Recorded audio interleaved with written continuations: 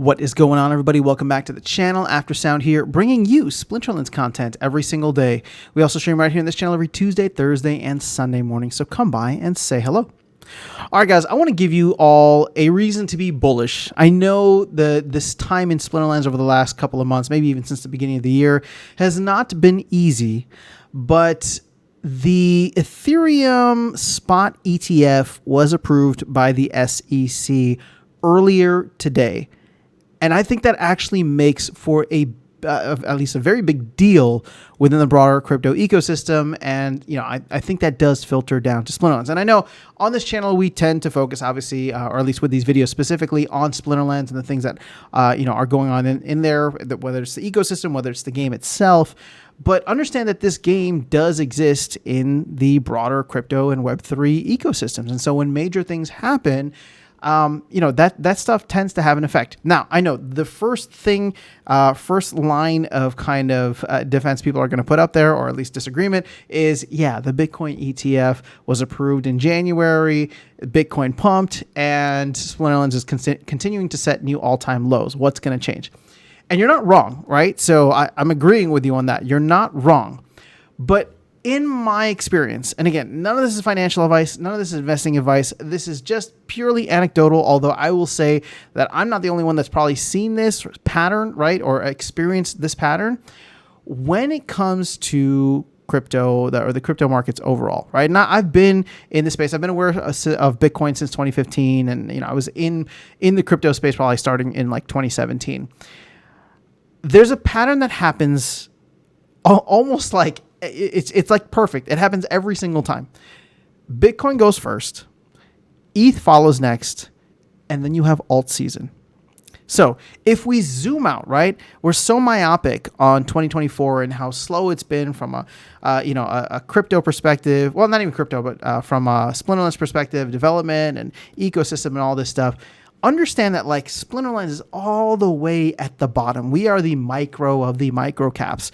$16 million market cap is tiny compared to something like ETH, which is at 456 million, right? I'm sorry, 456 billion. Oh, I almost got that wrong. 456 million is probably going to be closer to something like where we want to be in terms of all those top tier games, right? Axie, Gala, Prime. Actually, I think they're all above that now because they've pumped it quite well. So what am I trying to say here? We zoom out a little bit and you look at 2024 as a whole so far. You have the Bitcoin ETF go live in January. 4 months later, you have the Ethereum ETF, spot ETF, go live. We are heading into summer, and it's starting to feel a little bit like 2020 in the sense that if you just overlay them, they feel very similar.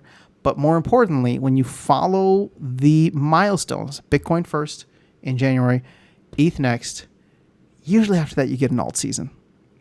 So what does that mean for, Splinterlands? Well, let's go through the waterfall process again, right? It's Bitcoin, ETH, then you're going to have your large caps, mid caps, all the way down to small caps, which means that I know this is probably going to sound like copium, right? And I don't want to take anything away from the fact that, the team, well, I don't want to attribute something where it shouldn't be attributed. Basically, what I'm trying to say is, yes, the team is responsible for the, or partially responsible for the performance of Splinterlands, right? And SPS and all the stuff that's going on. But I'm not saying that this is the only reason, or I'm not trying to give a pass. I am just saying that it may not have been time for that to filter all the way down. We saw a lot of the large caps move, right? So a lot of the bigger projects really started to move with Bitcoin, right? With Ethereum, they started, or they probably will start to move with Ethereum. And it's not until we get to the later stages of an alt season, right? And I do think that there could be multiple alt seasons, and I'll get to that in a second. But it's not until we get to the later stages of alt seasons that you tend to see all of that filter down into the mid, small, and micro cap projects. So what Bitcoin started in January is something that we could potentially feel in August, right? And again, I don't know the timings of this. I don't even know that it's going to happen. Now, again, nothing is financial advice. Nothing is guaranteed. I'm literally just saying like this whole move, right? And maybe you can even push it back to October of last year when Bitcoin really started to pump. Like this could be a macro kind of cycle where you get, or not a macro, but just like a full cycle where you're going to get Bitcoin making that move first, Ethereum following, and that literally just happened today, and then alt season and things going, a little crazy afterwards. Now, I genuinely think we are doing somewhat of a carbon copy of 2020. That's been one of the things I'm excited about most for 2024, meaning that if you go back to 2020, Bitcoin was just doing its thing. I mean, it did pretty well in the first half of the year. Again, it wasn't hitting new all-time highs. There was no ETF, but we did get an alt season, a DeFi summer, right? Where all of these like alt projects started popping off towards the middle and end of summer, right? While Bitcoin and Ethereum weren't really doing much. And so we're sitting here where Bitcoin is $6,000 away from its all-time high. It could probably just range here for the next 6 months or whatever it is, right? But the rest of the ecosystem, it can start to make an impact. So, I'll get back to the cycles thing real quick, and then I'll wrap this up on how it could impact Splinterlands. So going back to the cycles, if we follow similarly to what happened in 2020 and 2021, again, put those times together, you had that little micro cycle, we'll call it, with DeFi summer ending at the end of summer, right? September is usually a red month overall. And then the bull market really got into overdrive in Q4 of 2020, and then of course popped off in 2021. We had kind of like a double top, which maybe we should have, maybe we shouldn't have, maybe the market was manipulated. Who knows how that all goes, and who knows how it will all go again. But I do expect a similar type of cycle where we get a mini warm-up cycle, which we're probably in now, right? So Bitcoin going and even setting a new all-time high, the halving happening, and now we're getting the Ethereum ETF. We get a fun summer, right? 3 full months between now and the end of August. And then we cool off in September. But then maybe we hit that ever so elusive 100K Bitcoin by the end of the year, sometime in Q4. A lot of people are looking at that and saying that maybe that's the time that we do it. Again, I have no idea. I'm hopeful, obviously. But that would be an interesting time. It's usually in Q4 or around Q4 of the year of the halving that Bitcoin will hit its new all-time high. Now, we might be in an accelerated cycle. Maybe Bitcoin just got a little excited, right, because of the spot ETF. Who knows what all the reasons are? But we hit the all-time high beforehand. So maybe whatever we do in Q4 will be greater or smaller than whatever people's expectations are. Either way, I don't expect it to stay at this level for the next 12 months. So what I'm trying to say is we're coming to the end of the warm-up cycle, meaning that we could potentially have this alt season that parades throughout the summer, which would be really awesome. And the reason I'm on this page here, I should have mentioned this earlier, is you can see ETH is up 30% on the week compared to everything else. You have some projects that are down. You have Bitcoin, which obviously topped out a little bit earlier, right? And I think we didn't hit 4K, but Ethereum was definitely over 3,900 for a little bit. But I can imagine a lot of these other L1s are probably going to start taking note and following, right? Again, I don't know. This is my third time, but I'm going to say this is not financial advice. This is just historical, anecdotal evidence or whatever, my own story being provided. So we'll have this first cycle. And then in Q4 of this year is when we'll start, hopefully, the same type of bull run that absolutely went crazy in 2017, or 2016 into 2017, 2020 into 2021, and now hopefully 2024 into 2025. So that's my quick thought. Now, to wrap this up and to say, how does this impact Splinterlands? All right.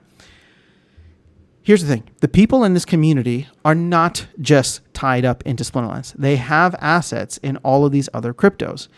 And my guess is there are enough folks who are hardcore players, and some of those players might even be on the team, that they are going to take some of those gains that they get in Bitcoin, Ethereum, Solana, Polygon, all these other L1 projects, right? And this is what I'm talking about, this waterfall effect, where people take their profit from the top tier, then go into the high caps, then they take that profit, go into the mid caps, and so on and so forth.